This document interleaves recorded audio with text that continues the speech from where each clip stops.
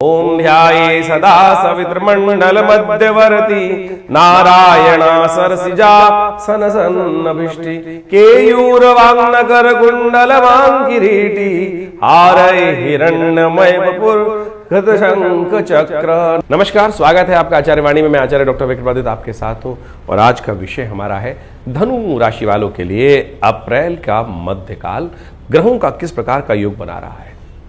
देखिए, अप्रैल का मध्यकाल जो है धनु राशि वालों के लिए बहुत विशेष योग लेकर आया है। सबसे बड़ी बात तो यह है कि आपकी राशि के दृष्टिकोण से आपके भाग्य के स्वामी सूर्य जो है अप्रैल के मध्यकाल में उच्च के हो जाएंगे, बुद्धि में विराजमान हो जाएंगे और ये आपके लिए अंदर एक नए शौर्य, नई शक्ति का सृजन करने के योग बनाते दिखाई देंगे। शुक्र, बुध, बहुत सारे ग्रह परिवर्तन की तरफ जा रहे हैं। आपके सुख वाले भाव में ग्रहों की पंचायत, ग्रहों की इस प्रकार क्या वहाँ पर कई प्रकार की गोष्ठी बनी हुई है।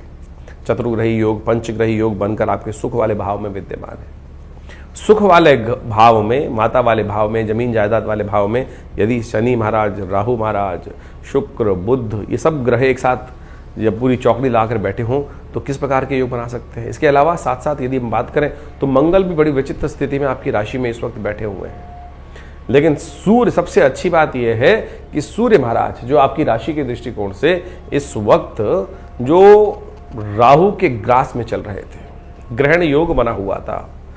शनि महाराज राहु के साथ युक्त होकर सूर्य को अपना भाग्य के दृष्टिकोण से लाभ नहीं देने दे रहे थे। अब वो निकलकर पूरी तरह से आपके राशि में बहुत अनुकूल स्थिति में आ रहे हैं। आने वाले समय में बृहस्पति परिवर्तन का रास्ता बनाते दिखाई दे रहे हैं। तो ऐसे में हमें दिखाई देता है कि आप यदि सही दिशा में काम करें, शनि को बनाते हुए चलें। इन दिनों खासतौर पे एक ऐसा योग बनने वाला है कि खासतौर पे ध्यान रखें कि आने वाले 1-2 महीनों में ऐसे योग 1-2 बनेंगे कि जिस दिन एक खास उपाय कर लिए जाएं तो शनि पूरे वर्ष, क्योंकि ढैया चल रही है आपकी, शनि पूरे वर्ष आपके अनुकूल हो सकते हैं। तो उसका सूत्र समझाएंगे, पूरा शास्त्रोक्त जो व्याख्या है वो भी आपको समझाएंगे। तो समझे कारण क्या है।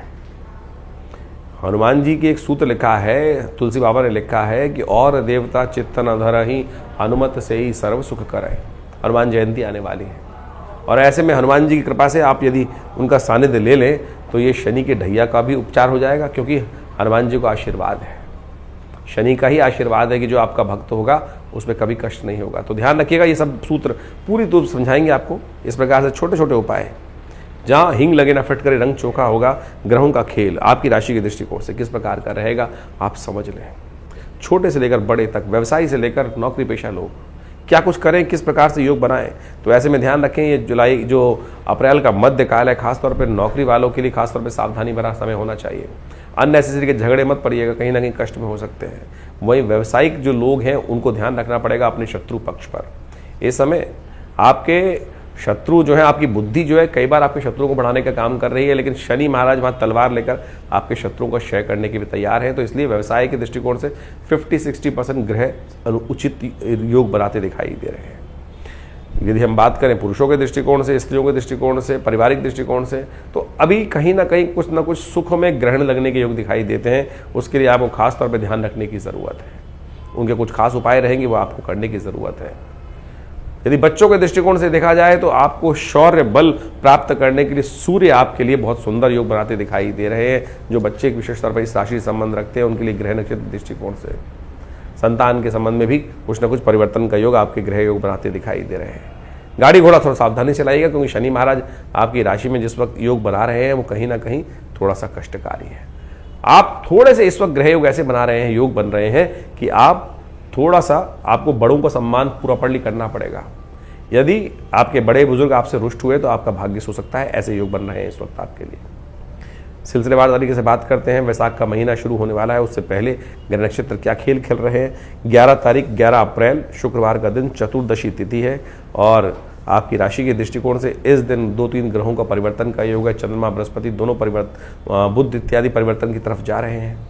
बृहस्पति के साथ सुंदर योग चंद्रमा का बनकर तैयार है, जिसको कहा जाता है राजयोग, जो आपके लिए बड़ा अच्छा रहेगा।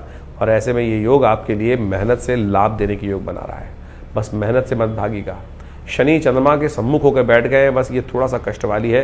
मन जो है थोड़ा सा उच्चाट हो सकता है। मन को लगाइए काम पर और देखिए, मेहनत से मत भागिए, आलस मत कीजिए, कार्य करने से लाभ अवश्य होगा, ये बृहस्पति गारंटी दे रहे हैं।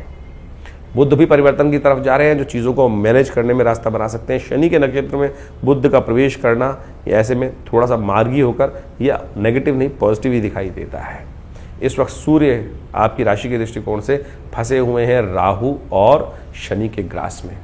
ऐसे में कोशिशें करें, भगवान सूर्य को थोड़ा सा अर्घ दें, थोड़ा दूध डाल के अर्घ देना आपके लिए कल्याणकारी रहेगा। अब बात कर लेते हैं 12 तारीख की, शनिवार का दिन है और उस दिन शनि खास योग लेकर आया है।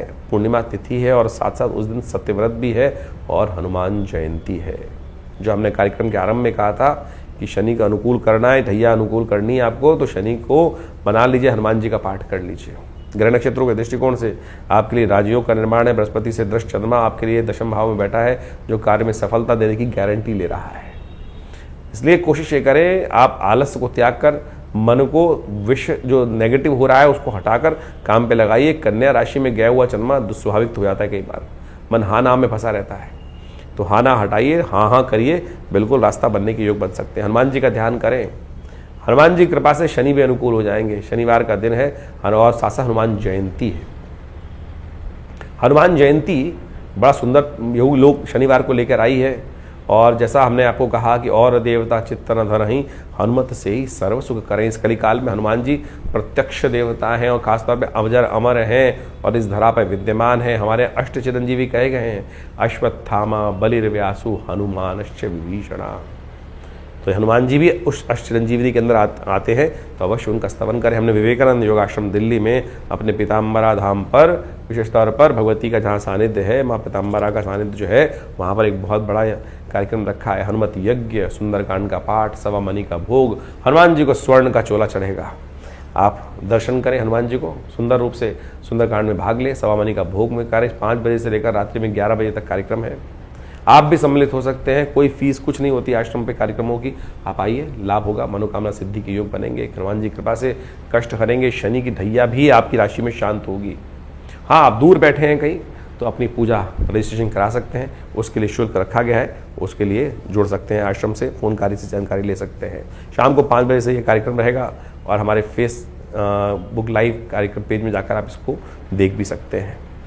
आचार्य वाणी के नाम से, आचार्य विक्रमादित्य के नाम से फेसबुक लाइव में आप जुड़ सकते हैं इस पूरे कार्यक्रम को देखने के लिए। 13 तारीख रविवार का दिन, इस दिन बड़ा परिवर्तन का योग है। वैशाख का महीना आरंभ हो रहा है, जिसका नाम माधव जिस मास कहा जाता है। भगवान कृष्ण ने स्वयं अपने नाम से इस मास को कहा है। जिस प्रकार से कार्तिक का महत्व है, वैशाख का भी महत्व कहा गया है। इसके साथ साथ इस दिन चंद्रमा परिवर्तन की तरफ जा रहे हैं, बृहस्पति परिवर्तन की तरफ जा रहे हैं, शुक्र महाराज परिवर्तन की तरफ जा रहे हैं, और ये सारे परिवर्तन बड़े महत्वपूर्ण योग बनाते दिखाई दे रहे हैं आपकी राशि के दृष्टिकोण से। ऐसे में आपको खास तौर पर इस परिवर्तन का लाभ लेना चाहिए। सूर्य का परिवर्तन सबसे इंपॉर्टेंट है, जो पूरे मास के लिए होने जा रहा है, और ये आपके लिए खासतौर पर बहुत अद्भुत योग बना रहा है। सूर्य इस वक्त ग्रास में थे राहु के, सूर्य इस वक्त शनि के साथ थे, पाप ग्रहों के साथ चल रहे थे, और वहाँ बुध शुक्र कुछ कर नहीं पा रहे थे। अब सूर्य यहाँ पर आ गए हैं, उच्च के होकर आपके बुद्धि भाव में विराजमान हो गए हैं, और ये आपके लिए बहुत सुंदर कीर्ति का योग बनाने वाले हैं, लाभ का योग बनाने वाले हैं, नया कुछ विचार और भाग्येश हैं आपकी राशि के दृष्टिकोण से। ये बहुत महत्वपूर्ण योग बनाने वाले हैं।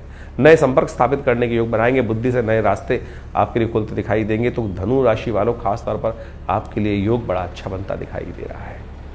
तो ऐसे में आपको इसका लाभ लेने के लिए कोशिश करनी चाहिए। भगवान सूर्य को नित्यप्रति जल दें, भगवान सूर्य को नित्यप्रति अर्घ दें, और आपकी राशि के दृष्टिकोण से थोड़ा सा हल्दी डालकर जल में नित्यप्रति भगवान सूर्य को अर्घ देना आपके लिए सूर्य को और बल देने वाला होगा। इन दिनों आपकी राशि के स्वामी बृहस्पति जो है वो शनि से दृष्ट चल रहे हैं, तो ऐसे में इस सूर्य को ताकत देने से और बढ़िया ही होगा, अच्छा ही होगा, लाभ के योग बनेंगे और परिवर्तन के योग अच्छे बनते दिखाई देंगे। इस दिन शुक्र भी परिवर्तन की तरफ जा रहे हैं, और शुक्र विशेष तौर पर उच्च की स्थिति में बैठे हुए हैं, और ये आपके लिए कहीं ना कहीं पॉजिटिव रिजल्ट्स लाने के योग बनाते दिखाई देंगे। ये सारे के सारे परिवर्तन जो हो रहे हैं, रविवार के दिन है, संक्रांति पड़ रही है, तो ऐसे में हृदय नाम का योग बन रहा है। हृदय नाम का योग यानी रविवार और संक्रांति, वैशाख के महीने की संक्रांति रविवार के दिन पड़ते हुए कहा जाता है। इस दिन सूर्य का उपचार, सूर्य का उपाय, नवग्रहों का उपाय संपूर्ण ग्रहों को ठीक कर देता है। हमने विवेकानंद योगाश्रम में इस दिन विशेष तौर पर बड़ा यज्ञ रखा है, गायत्री यज्ञ रखा है, नवग्रह शांति महायज्ञ रखा है। सुबह 8 बजे से लेकर 11 बजे तक यज्ञ रहेगा। आप आइए, स्वयं बैठिए यज्ञ में, और कोई आप भगवती का समस्त के सानिध्य में बैठे हुए यज्ञ करने से मनोकामना सिद्धि के योग बनेंगे। और ये आश्रम में यज्ञ चल रहा है, इसका कोई शुल्क नहीं रखा गया है। हाँ, बहुत सारे लोग नहीं आ पाते हैं, कहीं से कराना चाहते हैं, किसी पंडित जी को इन्वॉल्व करके हमारे स्थान में करना चाहते हैं, तो उसके लिए कोई शुल्क जरूर होगा, वो आप बात कर सकते हैं। 14 तारीख को संक्रांति का पुण्य रहेगा, क्योंकि संक्रांति रात्रि में पड़ रही है, 3 बज के करीब 3:30 बजे के आसपास, तो संक्रांति का पुण्य अगले दिन रहेगा। तो कलश भरकर जल का दान, वैशाख के अंदर कहा जाता है कि जल का दान, घी का दान कलश में भरकर देने से सब रूप से ग्रहों का उपचार होता है। इस दिन सूर्य राजा भी हैं, समझें, इस वक्त संवत 2082 आरंभ हुआ है, सूर्य इस वक्त राजा और मंत्री पद दोनों लिए हुए हैं। और पूरे विश्व में इस बार सूर्य का राजा होने के कारण से जो ग्रीष्म ऋतु भयंकर पड़ने वाली है, अग्निकांड भयंकर होने के योग बनते दिखाई दे रहे हैं। और इसका प्रभाव आप देख भी रहे होंगे, पिछले 15 दिनों से पूरे विश्व में कई जगह विस्फोटक योग बनते दिखाई दे रहे हैं। कई जगह एग्रेसिवनेस के साथ काम हो रहा है कि देखिए पूरे विश्व में कहीं ना कहीं जो है एग्रेशन से काम हो रहा है, और ये एग्रेशन हर जगह दिखाई दे रहा है। सबके सब गुस्से में है। उधर कहीं एक राष्ट्र जो अमेरिका है उसने टैक्स लगा दिया, दूसरे ने और ज़्यादा लगा दिया, कोई नरम पड़ने वाला नहीं, और ये द्वंद्व की स्थिति उत्पन्न करता है। और ऐसे में द्वंद्व की स्थिति के कारण से कहीं ना कहीं कष्ट हो सकता है। लेकिन आपकी राशि के दृष्टिकोण से अच्छा है, खराब नहीं है। तो आप एक काम करें, अपने लाभ लेने के लिए इस दिन विशेष तौर पर सूर्य के निमित्त कलश भरकर जल का दान करें, कलश भरकर घी का दान करने का प्रयास करें, अन्न का दान करने का प्रयास करें। छाता, चप्पल, जूता, पंखा, ये सब दान करने से समस्त कनिष्ठ दूर होने के योग बनते हैं। 14 तारीख के दिन ग्रह नक्षत्रों का योग भी समझ लीजिए। सोमवार है, उस दिन प्रतिपदा तिथि है, और ग्रह नक्षत्रों के दृष्टिकोण से आपके लिए ग्रह योग जो है वो ओवरऑल लाभ की स्थिति को दिखाते दिखाई दे रहे हैं। लेकिन थोड़ा खर्चा बैलेंस करना पड़ेगा, इस बात का ध्यान रखते हुए कार्य करेंगे तो अच्छा रहेगा। 15 तारीख मंगलवार का अवसर, द्वितीया तिथि विद्यमान है, और इस दिन ग्रहों का महत्वपूर्ण परिवर्तन होगा। आपके लिए 50% ग्रह अच्छे रहेंगे, 50% ग्रह खराब हो सकते हैं। दिन आपके लिए अच्छा दिखाई देता है। शाम के समय थोड़ा सा स्वास्थ्य के मामले में थोड़ा मन में कहीं ना कहीं कुछ कष्ट होने के योग बन सकते हैं, तो इसलिए कोशिश ये करें जो महत्वपूर्ण कार्य करने हो दिन में निपटाने का प्रयास करें, ज़्यादा डिले ना करें, वो आपके लिए थोड़ा नुकसानदायक हो सकती है। इन दिनों थोड़ा मंगल का उपचार करना जरूरी है, क्योंकि मंगल आपके नीच के चल रहे हैं, अष्टम भाव में विराजमान है। तो ऐसे में हनुमान जी का मंगलवार दिन है, कोशिश ये करें हनुमान जी को चोला चढ़ाएं, हनुमान जी के निमित्त मंगल जाकर आप गुड़ और चने का भोग हनुमान जी को लगाकर हनुमान चालीसा का पाठ करना अच्छा रहेगा आपके लिए। और मंगल इस वक्त विशेष तौर पर थोड़ा सा आपको बताता है कि कहीं ना कहीं आप अपने माता पिता का आशीर्वाद नित्य प्रति लें, पिताजी को प्रसन्न रखने का प्रयास करें, कहीं बड़े लोगों से द्वंद्व में ना फंसें। कहीं ना कहीं आपकी एंजाइटी जो है वो मन के अशांति जो है वो पूरे वातावरण को अशांत कर सकती है। तो ऐसे में लगातार हनुमान जी का स्तवन करना बहुत ज़रूरी है, शांत रहना बहुत ज़रूरी है। बड़े लोगों से ना भिड़ें, अफसरों से भिड़ सकते हैं, दोस्तों से भिड़ सकते हैं, ऐसे योग बनते दिखाई दे रहे हैं। 16 तारीख बुधवार, तृतीया तिथि ग्रह नक्षत्रों की बन रही है, और उस दिन चतुर्थी का व्रत भी है। ग्रह नक्षत्रों के दृष्टिकोण से आपकी बृहस्पति के सम्मुख चंद्रमा विराजमान होकर 12वें भाव में विराजमान होकर कहीं लाभ दे रहे हैं, लेकिन कहीं ना कहीं थोड़ा नुकसान भी दे सकते हैं। तो नुकसान को बचाना है, गलत कार्य से बचना है, इस बात का ध्यान रखते हुए कार्य कर लोगे तो ये सब योग अच्छे बन जाएंगे आपके लिए। यानी ग्रह 60-70% ठीक है, लेकिन फिर भी कहीं ना कहीं कोई झटका पड़ने की स्थिति दिखाई देती है। विघ्नों को दूर करने के लिए गणेश जी का स्तवन करें, गणेश जी को पीले पुष्प अर्पित करें, ये आपके लिए अच्छा दिखाई देगा। 17 तारीख बृहस्पतिवार का दिन, चतुर्थी तिथि विद्यमान है। बृहस्पति थोड़े से कमजोर स्थिति में चल रहे हैं इन दिनों आपकी राशि की दृष्टि। बहुत जल्दी परिवर्तन होने वाला है बृहस्पति में, और ये परिवर्तन आपके लिए महत्वपूर्ण होगा। लेकिन जब तक यहाँ पर हैं बृहस्पति महाराज, तो थोड़ा सा कहीं ना कहीं स्वास्थ्य के मामले में दिक्कत कर सकते हैं। कोशिश ये करें, जब तक लाभ लेना चाहते हैं तो एक काम, किसी धर्मस्थल में जाकर एक केले के पेड़ को रोपित कर कर यदि हो सके तो बृहस्पतिवार कम से कम उसमें जल चढ़ा दिया करें। घर में भी लगा सकते हैं केले का पेड़, एक गमले में केले का पेड़ लगाएं और उस पर नित्य प्रति थोड़ा सा हल्का हल्दी युक्त जल लेकर ओम नमो नारायणाय इस मंत्र का जप करते हुए अर्पित कर दिया करें। भगवान की कृपा से आपके बृहस्पति की जो नेगेटिव स्थिति है स्वास्थ्य के मामले में, अन्य से खर्चों के मामले में, शत्रु पक्ष के मामले में, उनको ठीक करने में रास्ता मिल पाएगा आपको। ये छोटा सा उपाय है लेकिन लाभ बहुत बढ़िया देगा। 18 तारीख शुक्रवार का अवसर, पंचमी तिथि विद्यमान है, और इस दिन ग्रह नक्षत्रों के दृष्टिकोण से एक परिवर्तन हो रहा है, और ये आपके लिए सुबह सुबह पॉजिटिव रिजल्ट लाने के योग बनाएगा। ये आने वाले 2-3 दिन खासतौर पर आपकी राशि में चंद्रमा का पदार्पण होने के कारण से इमोशनल पॉइंट ऑफ व्यू से बहुत बढ़िया आपके लिए रास्ता बनेगा, नई उम्मीद जागती दिखाई देगी। और ऐसे में यदि आप विशेष तौर पर लाभ की और बढ़िया चाहते हैं तो कोशिश ये करें भगवती महालक्ष्मी का सुंदर स्तवन करने का प्रयास करें। खट्टे फलों का दान करना आपके लिए बड़ा श्रेष्ठ उपाय है। ऐसे में गौ पूजन करना, खट्टे फलों का दान करना, ये सब उपाय आप करें तो अच्छा रहेगा। खट्टे फलों का सेवन ना करें, इस बात का भी ध्यान रखें। 19 तारीख शनिवार का अवसर, षष्ठी तिथि विद्यमान है, रवि योग बनकर तैयार है जो नए कार्यों में आपको सफलता देने की योग दे सकता है। ऐसे में ग्रह नक्षत्रों के दृष्टिकोण से आपकी राशि के अनुकूल यदि हम बात करें, थोड़े खर्चे बढ़ते दिखाई दे रहे हैं और उस खर्चों का पूर्वाभास भी आपको होता दिखाई देगा। तो ऐसे में ध्यान रखें, जो पूर्वाभास हो रहा है उसको खासतौर पे एनर्जी जो ज़्यादा है ना, कई बार एनर्जी ज़्यादा होती है तो हम लोग ना चाहते हुए भी गलत राह में भी पकड़ लेते हैं। तो बहुत सारी चीज़ें जो समझ में आ रही हैं उनको समझते हुए कार्य करें। शनि को मनाएं, बहुत ज़रूरी रहेगा। शनि को मनाने का दिन है, कोशिश करें हनुमान जी के मंदिर में जाकर हनुमान जी को चूल्हा अर्पित करें या शनि के निमित्त तेल का दान करें। 20 तारीख रविवार का अवसर, सप्तमी तिथि विद्यमान है और इस दिन ग्रह नक्षत्रों के दृष्टिकोण से परिवर्तन का योग बनेगा और यह परिवर्तन आपके लिए अच्छा रहेगा। ओवरऑल कोई महत्वपूर्ण कार्य करने के लिए आने वाले 3-4 दिनों का उपयोग आप अच्छे से कर लीजिए। 3-4 दिन ग्रहों का योगायोग पॉजिटिव धीरे धीरे बनता दिखाई देगा। सर्वार्थ सिद्ध योग बनकर तैयार है। ऐसे में सर्वार्थ सिद्ध योग का लाभ नए कार्यों को आरंभ करने के लिए मिल सकता है आपको। वैशाख का महीना अभी चल रहा है और इस वैशाख के महीने का शास्त्र में अद्भुत महत्व कहा गया है। इस महीने को जिस प्रकार से कार्तिक का महात्म शास्त्र में बताया गया है, उसी प्रकार से इस महीने का भी माधव का महीना माना जाता है। भगवान विष्णु की सुंदर उपासना करने का वैसे ये सब सुंदर अवसर कहा जाता है। कहा जाता है कि इस महीने में जितना दान पुण्य इत्यादि किया जाए, स्नान किया जाए, वैशाख के स्नान का भी बड़ा अद्भुत महत्व शास्त्र में वर्णित है।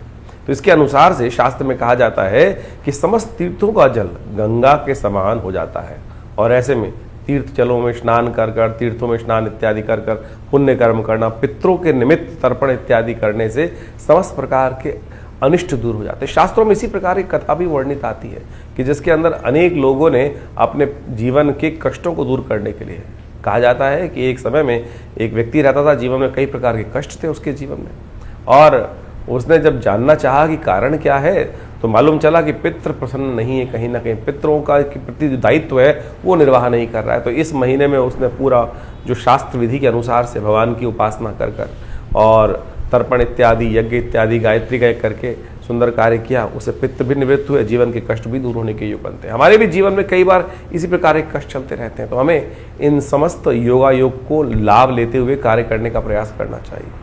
और वैशाख का महीना तो खासतौर पर भगवान विष्णु को प्रसन्न करने का अद्भुत महीना, जैसा हमने शास्त्र में जो बातें उसको बताई आपको, इन्हीं में परशुराम जयंती, कूर्म जयंती और भगवान बुद्ध की जयंती, अनेक प्रकार की जयंतियों का भी सुंदर समावेश इस मास में किया जाता है। और कहा जाता है कि इस मास में भगवान विष्णु का ओम माधवाय नमः इस मंत्र का जितना जप करेंगे और पीले वस्त्रों का दान करेंगे, गुड़ इत्यादि का दान करेंगे, उस सब से जीवन के कष्ट दूर होने के योग बन जाते हैं। इस महीने में एक बात ध्यान रखनी चाहिए, कहा जाता है कि नए तेल का इस्तेमाल नहीं करना चाहिए। नए तेल का इस्तेमाल जो अभी क्योंकि सरसों इत्यादि बहुत सारी फसलें आती हैं और उस तेल का इस्तेमाल शास्त्र विधि के अनुसार से कहा जाता है कि नए तेल का इस्तेमाल वैशाख के महीने में नहीं करना चाहिए और भूमि पे शयन करना चाहिए और जितना हो सके एक दिन एक समय में भोजन आहार लेते हुए अपने पितरों के तर्पण इत्यादि कष्ट जीवन से निवृत्त करने के लिए भगवान विष्णु के ओम नमो नारायणाय इति मंत्र जप करते हुए कार्य करने का प्रयास करना चाहिए। इन दिनों ग्रहों का योगायोग भी बड़ा विचित्र बना हुआ है। चतुर्ग्रही योग लगातार चल रहा है। सूर्य परिवर्तित हो जाएंगे मास के मध्यकाल में, उसके बाद फिर चतुर्ग्रही योग, पहले 5 ग्रही योग चल रहा है, फिर चतुर्ग्रही योग बनकर चलेगा। ये चतुर्ग्रही योग बड़ा प्रलयंकारी योग माना जाता है। इसके कारण से देखा जाता है कि कई बार प्रकृति में अप्रत्यक्ष घटनाएं घटती हैं, रोष बढ़ जाता है। और इस वक्त शनि के साथ राहु और बुध और शुक्र की युति जिस प्रकार से चल रही है, नीति कुनीति के मार्ग लगातार चल रहे हैं और आप देख ही रहे हैं कि पूरे विश्व में कहीं ना कहीं हर कोने में, चाहे भारत हो चाहे विदेश में, कहीं ना कहीं उठापटक के योग लगातार चल रहे हैं। और ऐसे में ये स्थितियां थोड़ी कहीं विकट हो जाए, कोई जरूर ऐसा योग बन रहा है कि विकटता की तरफ स्थिति जा सकती है। तो ऐसे में विशेष तौर पर ध्यान रखते हुए कार्य करना चाहिए। इन दिनों लगातार काफ़ी वर्षों से आप देखें ये स्थिति चल रही है। कारण क्या है? कारण है उसका एक और, यदि इस्लाम के अनुसार से देखा जाए, ज्योतिष हर चीज को कालगणना के अनुसार से देखती है। हजरी संवत के अनुसार से 14वीं सदी चल रही है, और 14वीं सदी जो वर्णन किया जाता है कि वो एक धर्म एक पंथ के लिए बहुत ज्यादा हानिकारक है, और कहा जाता है कि जितना इस वक्त आघात लगातार कुरीतियों पर हो रहा है, शायद उससे पहले कभी नहीं हुआ। इससे ज्यादा यदि आप लगातार देखें कि एक पंथ की, विशेष धर्म की जो कुरीतियां है उसके ऊपर लगातार आघात चल रहा है, और इसी कारण से वहां पर पूरे विश्व में लगातार जो स्थिति बनी हुई है, अशांति की स्थिति, ये भी एक कारण है। और साथ साथ हमारे यहाँ काल गणना के अनुसार से बीसी कही जाती है। ये दौरान रुद्र की बीसी चल रही है और 20-20 वर्षों की गणनाएं की जाती है, और साथ साथ हजरी संवत का अंतिम काल चल रहा है। तो ये कहीं ना कहीं विश्व को अशांति की तरफ ले जाता हुआ माहौल बनता दिखाई दे रहा है। ऐसे में विशेष तौर पर हमको ध्यान रखना चाहिए। और इस वर्ष 2082 का जो हम काल गणना आपको कुछ दिन बताई, संवत 2082 जो आरंभ हुआ, बहुत सारे लोगों को इस बारे में भ्रांति हो जाती है कि साल 2082 नहीं है साहब, संवत 2082 की बात कर रहे हैं। विक्रम संवत 2082 जो भारतीय काल गणना का वर्ष है, जो सिद्धार्थी नाम से संवत आरंभ हुआ है, उसका राजा सूर्य है। और सूर्य जब राजा बन जाते हैं, मंत्री भी राजा पद सूर्य के पास है, तो कहा जाता है कि गर्मी का विकराल पर्व, अग्निकांडों का विशेष योग पूरे वर्ष बनता रहेगा। तो देखिए, जब से ये वर्ष आरंभ हुआ है, जगह जगह अग्नि की घटनाएं लगातार बढ़ती चली जा रही हैं। तो ऐसे में हमको थोड़ा सा ध्यान रखते हुए कार्य करने का प्रयास करना चाहिए। योगायोग जिस प्रकार के बन रहे हैं, वो कहीं ना कहीं नेगेटिव तरफ, अशुभता की तरफ ले जाते दिखाई दे रहे हैं। प्राकृतिक आपदाओं का, ये चतुर्ग्रही योग है, प्राकृतिक आपदाओं का योग भी बोला जाता है। और जब से ये योग बना है, देखें भारत के, विश्व के कितने कितने भागों में भूकंप, प्राकृतिक आपदाएं, बाढ़ इत्यादि के, तूफान इत्यादि के योग लगातार बनते दिखाई दे रहे हैं। सबसे बड़ा जो ये कुचक्र का योग जो है, ये कहीं ना कहीं विश्व में अशांति की तरफ ग्रह योग बनाता दिखाई दे रहा है। तो ऐसे में आप अपने भाग्य को सुदृढ़ करने के लिए जो आपको ग्रह गणना हमने बताई, उसके अनुसार चलने का प्रयास करेंगे तो बहुत अच्छा रहेगा। ग्रह गणना विशेष तौर पर समस्त कष्टों को निवारण करने की तरफ जाती है।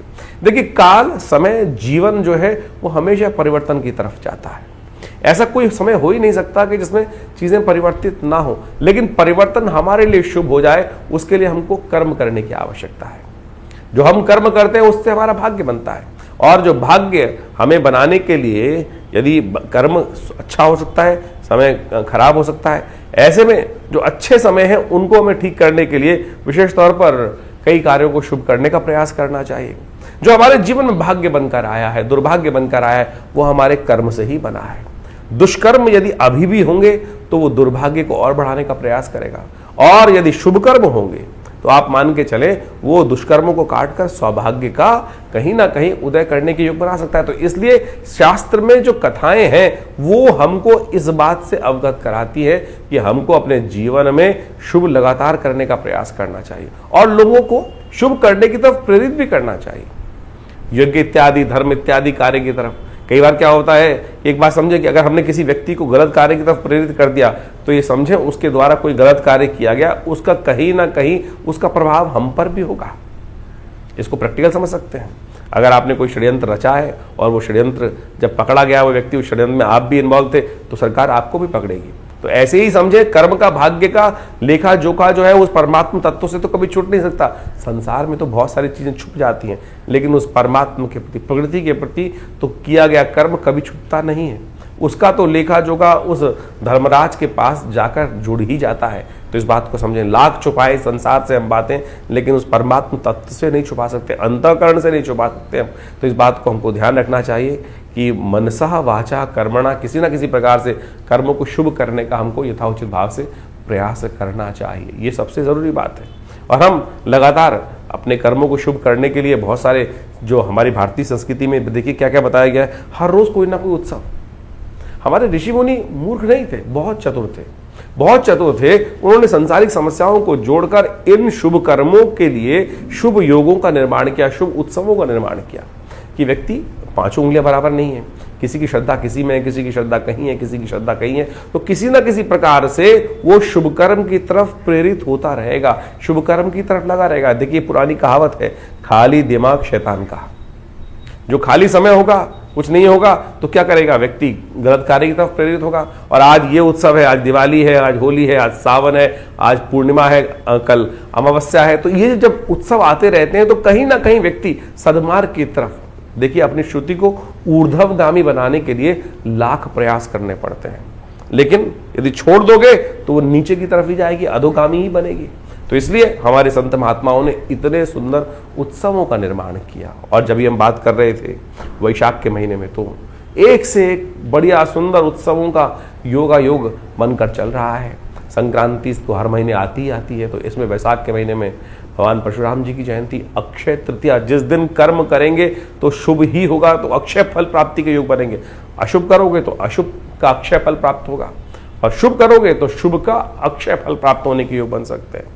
कूर्म जयंती, अनेक प्रकार के सुंदर योग इस समय बनकर तैयार होंगे। कोशिशें करें, बड़ी श्रद्धा के साथ भगवान का स्मरण करने का प्रयास करें। हम विवेकानंद योगाश्रम में इन समस्त समयों में अलग अलग प्रकार के यज्ञ इत्यादि, नवरात्र के यज्ञ, जैसे अभी महावीर जयंती, हनुमान जयंती आएगी, उस पर सुंदर और कार्य चलते रहेंगे। तो इन सब यज्ञों का रविवार के दिन तो विशेष यज्ञ आश्रम पे रहता ही है, हर रोज नित्य प्रति 8 घंटे यज्ञ रहता है। आप भी इन यज्ञों में अपने आप को जोड़ सकते हैं और बहुत सारे शुभ कार्य। देखिए, संसार में हम यज्ञ की तरफ प्रेरित क्यों करते हैं व्यक्ति को? क्योंकि हम दान करते हैं, पुण्य करते हैं, पता नहीं किसको दे रहे हैं, क्या वो क्या करेगा हमारे उस दान के, उस हमारे सहयोग का। तो इसलिए कोशिश करें हम भगवान के प्रति उस अन्न का समर्पण भगवान को ही करते हैं। द्रव्य यज्ञ जो है, जिसके अंदर आहुति दी, अन्न इत्यादि की, चावल इत्यादि की, घी इत्यादि की, वो भगवान को ही समर्पित कर दी, तो वो अग्नि के माध्यम से उस देवता तक पहुंच जाती है। तो क्या होगा? सबसे शुभ कर्म। तो तेरा तुझको अर्पण, क्या लागे मेरा। तो इस भाव को हमको ध्यान रखते हुए कार्य करने का प्रयास करना चाहिए। समय समय पर जो उत्सव रहते हैं उन सब के बारे में हम आपको अवगत कराते ही रहते हैं। तो आप भी जुड़िए संस्थान से, और हर रविवार को जो यज्ञ सामूहिक तौर पर यज्ञ होता है, वैसे तो नित्यपति यज्ञ होता है, रविवार वाले यज्ञ में सब लोग आकर उस यज्ञ में बैठ सकते हैं। सुबह 8 बजे से लेकर करीब करीब 11 बजे तक ये कार्यक्रम रहता है। माँ भगवती के दरबार में अपनी उपस्थिति दीजिए। माँ भगवती का जो सुंदर श्री विग्रह है उसके बारे में हमने कई बार आपको बताया है।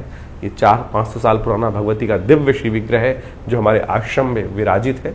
माँ भगवती दुर्गा का दर्शन कर कर अपने जीवन में उनका कृपा, अपने जीवन में उनका आशीर्वाद लेने का प्रयास कीजिए, देखिएगा परिवर्तन होगा। जो लोग कहते हैं ना कि हमारा समय परिवर्तन की तरफ जाता ही नहीं, अरे परिवर्तन के लिए हम कर क्या रहे हैं?